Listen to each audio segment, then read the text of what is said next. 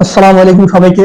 আজকে একটা খুব গুরুত্বপূর্ণ এবং ইন্টারেস্টিং একটা ভিডিও নিয়ে আপনাদের মাঝে হাজির হয়ে গেলাম।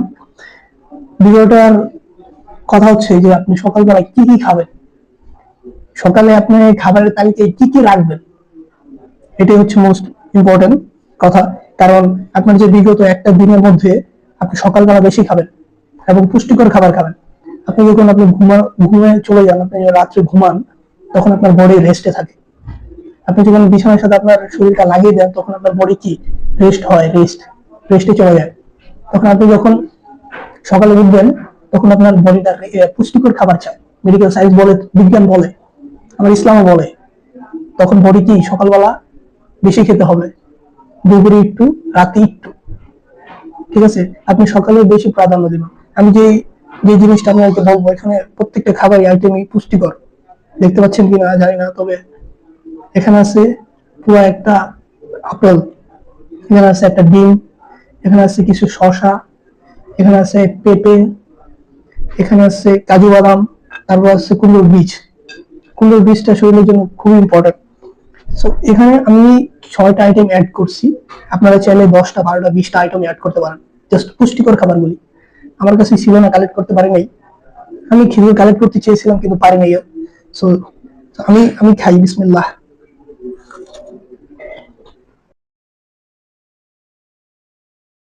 ভাই, খুব মিষ্টি,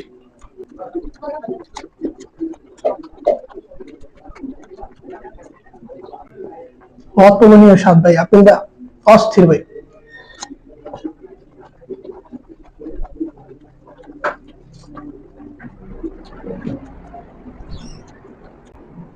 আর একটা কথা বলি ভাই, আপনি যদি সকালে পুষ্টিকর খাবার বেশি বেশি নাও খেতে পারেন, অন্তত একটা আপনার সকালে খাবারের তালিকায় রেখে দেবেন, ঠিক আছে?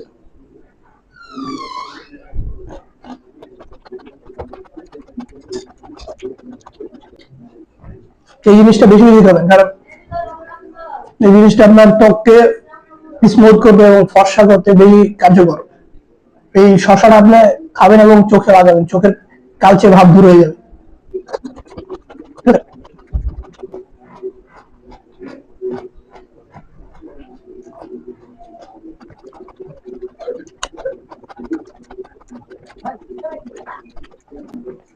এবং আপনারা যারা এক্সারসাইজ করেন, যারা জিম করেন বাসায় বা কোনো জিম হাউসে বা কোনো জায়গায়, আপনারা এই জিনিসটা খাবেন বেশি বেশি।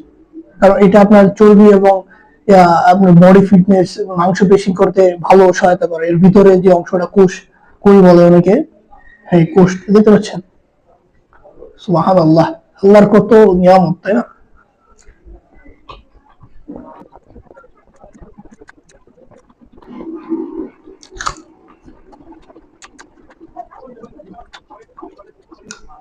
এখানে যে 6টা আইটেম, 6টা আইটেমই আপনার পুষ্টির, ভরপুর পুষ্টি।